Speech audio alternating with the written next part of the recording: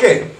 Yo estaba escribiendo el último capítulo de mi libro sobre los pronunciamientos mexicanos en el 2014, la primavera del 2014, y yo tenía muy claro que el fenómeno del pronunciamiento mexicano clásico, el gesto de rebeldía, que no es una revolución, no es un golpe de Estado, es una manera de gesticular, ¿no? Pero para negociar, ¿no? Con amenazas, intimidación. Ese fenómeno terminaba con la Guerra de 3 años, la Guerra de Reforma. Esto lo tenía claro, el fenómeno del pronunciamiento clásico terminaba. Y mientras estaba terminando ese capítulo, pues quise saber, bueno, ¿y qué pasa después? O sea, ¿qué es lo que sucede en la Guerra de 3 años? ¿No?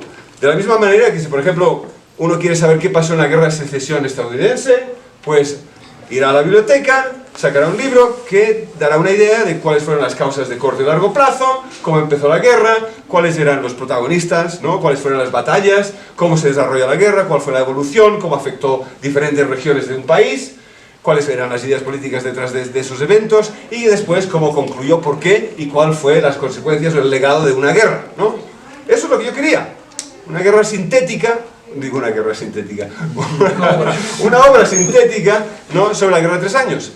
Y ahí es donde me encontré que no existía ese libro, ¿no? Sí que evidentemente, como bien señala Silvestre, hay bastantes obras que tocan aspectos evidentes, ¿no? de la Guerra de 3 años y busco de alguna manera mencionarlos, y además están evidentemente en la bibliografía y en las referencias, ¿no? Aunque me faltan Manuel Rodríguez Baker y Abraham Sánchez porque todavía están por salir, ¿no? Pero me faltaba ese libro. Y entonces, pues ni corto ni perezoso, pensé, pues si nos falta este libro, pues hay que escribirlo. Pues venga, pues lo voy a escribir yo. Y entonces tuve la suerte de tener una beca que me permitió, pues, recorrerme los archivos del interior de la República. Sí, enfatizar que es fundamental volver a los archivos. El doctor Google nos puede ayudar con muchas cosas, ¿no? O sea, googleando lo demás, pero finalmente lo que yo descubrí es que, claro, también fue una lotería ir a estos archivos, porque no todos los archivos tienen catálogos, no todos los catálogos están en línea. Uno puede escribir a los correos electrónicos que aparecen en la página para que te digan si hay algo. Cuando uno planea un viaje desde Gran Bretaña, viene con poco tiempo, entonces quiere llegar y ver los documentos enseguida, ¿no? Por ejemplo, hay archivos que tienen catálogos excelentes. Yo pude consultar el archivo Zuloaga en un día, desde que abrieron a que cerraron, porque tenía muy claro por el catálogo qué es lo que quería yo encontrar ahí. Pero entonces hubo una lotería. Fui, por ejemplo, a Aguascalientes por una semana sin saber qué iba a encontrar en Aguascalientes. Resulta que, por desgracia, el archivo se quemó en la intervención francesa y el archivo del Estado no tenía nada. La suerte de Facebook, ¿no? Donde yo iba diciendo por dónde voy, pues resulta que un investigador del INA, de Aguascalientes, me pudo decir, bueno, pero está el archivo Topete, que está en la Biblioteca Bicentenario, donde está todo el archivo de José María Chávez, que fueron las figuras claves de... Y bueno, ahí entonces encontré material. Todo esto para decir que es fundamental ir y trabajar con los archivos. Bien. ¿Qué es lo que quería hacer? Pues precisamente esto, escribir ese libro que acabo de explicar, sintético. Eso es lo que me propuse. Al hacer eso, ¿qué es lo que el libro viene a hacer? Pues viene a hacer exactamente eso, es una síntesis, como han oído de las diferentes presentaciones, abarca diferentes aspectos, pero de hecho es esto, nos cuenta cómo empezó. Es cierto, me tardé 180 páginas de llegar a la guerra, ¿no? Porque claro, para explicar cómo se pudo dar un caso donde los mexicanos se mataran de esa manera, y eso es algo, esto es algo que sí que me impactó muchísimo, es lo violenta que es esta guerra. Y esto es algo que se ve en los archivos del Estado, todas las cartas que escribe la gente, especialmente los regidores, los miembros de los ayuntamientos, a cualquiera que sea el general más cercano, para explicarles, ¿no? Las tropelías que han cometido, sean los liberales que acaban de entrar en el pueblo, los conservadores, una carta tras otra. La violencia que uno encuentra ahí, verdaderamente yo, a nivel personal, lo encontré muy difícil. El que yo venía con tiempo limitado, estaría ahí cuando abría el archivo, no saldría apenas para ir al lavabo y tomar un vaso de agua, no comería ni hasta que cerraban el archivo. No soy de los que toman fotos, yo necesito trabajar con los documentos cuando estoy ahí. Pero era leer carta tras carta de horrores y salir después del archivo y tardar al menos un par de horas de volver a una realidad y tomarme una cerveza y darme cuenta que ya no estaba yo en plena matanza, ¿no? Pero no, es una guerra atroz. En fin, ¿cuáles son entonces, yo creo, los hallazgos, la contribución del libro? voy a repetir lo que se ha dicho. Uno, que no solo son liberales o conservadores, ¿no? Hay que darse cuenta de esa complejidad, ¿no? Y eso es una cosa que se me hizo muy claro y que de hecho en cierta manera es una guerra dentro de la familia liberal entre moderados y puros.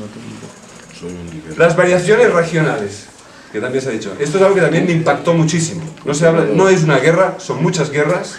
Y eso implica, yo espero que este libro sea el principio de numerosos estudios. Si hay al menos 50.000 libros escritos sobre la guerra de secesión de Estados Unidos, que los hayan sobre la guerra de 3 años. Una de las guerras más importantes del 19 mexicano. Entonces dejen, si están investigando la colonia, déjenlo. Si están investigando a Cárdenas, déjenlo. Pónganse a estudiar la guerra de 3 años. ¿Qué pasó en Puebla? ¿Qué pasó en Oaxaca? A mí me impactó Che Garay. ¿No? Y ya, Pues ya escogí Che Garay. Ni siquiera hay una biografía de Zuloaga. Pues pónganse a hacer la biografía de Zuloaga. Y después también el horror de la guerra. Eso es quizás lo que también queda muy claro en el libro. Cuando uno ha visto todas las décadas que lo preceden, ¿no? De hecho hay muchos pronunciamientos, hay conflicto, pero bueno, de hecho en términos de violencia así, guerra, pues están las batallas de 1832, ¿no? Las revueltas federalistas contra Anastasio Bustamante y la revolución de Ayutla. Pero los demás no llega, ¿verdad? Nunca son enfrentamientos fuertes. Estos 3 años es un baño de sangre.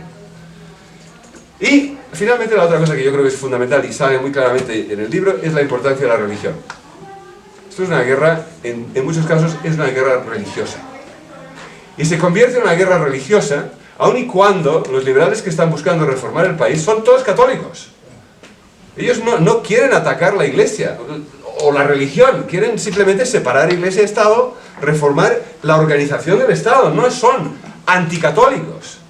Pero el hecho de que el Papa Pío IX, en diciembre de 1856, circula una locución donde dice que el pueblo mexicano tiene que desobedecer al gobierno mexicano porque el gobierno mexicano está atacando la religión católica. Eso es tóxico. Tóxico. Así lo pusiste, tóxico. Para un pueblo católico, que el Papa, el máximo dirigente de la Iglesia, les diga que tienen que desobedecer a su gobierno, eso va a causar, y como fueres consciente de ello, ¿no? Manda a Ezequiel Montes al Vaticano para decir que no estamos atacando a la religión, somos católicos, y el Papa se niega a atenderlo. Y es el principio. Y que los curas en los pueblos, esto se va viendo, a la vez que se va calentando el ambiente, ¿no? Empezando encontré cartas, y están citadas, porque también los archivos eclesiásticos del arzobispado de Guadalajara y el de México son también documentos fantásticos ahí. Tenemos ahí, por ejemplo, ejemplos de cartas donde se quejan de que el cura está ya nombrando familias el domingo en misa, diciendo, estos los Rodríguez, ¿no? Ateos, herejes, ¿no? Y se crea un ambiente, pues, explosivo. Aquí en Puebla, y también sale ahí, un cura hace matar a 2 chicos, y sale en el libro, y los torturan y los matan, porque él, al sospechar que son herejes, dice que si no los matan, igual Dios entonces los condenará por haberlos soltado. Y es que el país llega a ese nivel, y esto es lo horrendo. Y la religión, claro, la religión no hay manera de tener un consenso, un compromiso, la religión es absoluta. Y si los obispos están diciendo que esto es un ataque a Dios, y esto es algo que figura muy fuertemente en el libro, y quizás explique cómo la violencia se vuelve tan recalcitrante. En fin, el libro, así resumidamente, busca ofrecer una narrativa de la guerra, tanto regional como nacional, que se mueve entre lo público y lo privado. Esto sí, quise también ver dónde era posible el lado privado. Hay las cartas de Concha y Miramón que dan ese lado, pero por otro lado tenemos la narrativa de la familia enferma, a la vez que se van, ¿no?, a través de Guillermo Prieto, que recuerda ciertos momentos íntimos entre ellos, ¿no? Eso también, ahí lo tenemos. Las grandes batallas, están las batallas, ahí sufrí mucho escribiendo sobre las grandes batallas, por empezar a imaginar las batallas, empezando porque los partes militares son totalmente contradictorios, ¿no? El general conservador está diciendo que ha matado 800 liberales, que tiene 800 prisioneros y que no ha tocado ni un solo conservador. Y el general liberal está diciendo exactamente lo mismo y todos han ganado la batalla, ¿no? Entonces hay que ponerse a buscar. Ahí el doctor Google, googlear, ¿no? Google World, ¿no? O lo que sea, el poder entrar, la batalla de la barranca de Atenquique, yo estuve ahí explorando las imágenes para ver cómo habían bajado por la barranca, cómo habían salido por... y al final, para entenderlo, ¿no? Pero bueno, las batallas también están, y trata pues esto, de analizar el porqué del conflicto, y en fin, finalmente me dediqué a escribir el libro que me hacía falta en el 2014. Y pues eso es todo. Muchas gracias. Reporte H, México.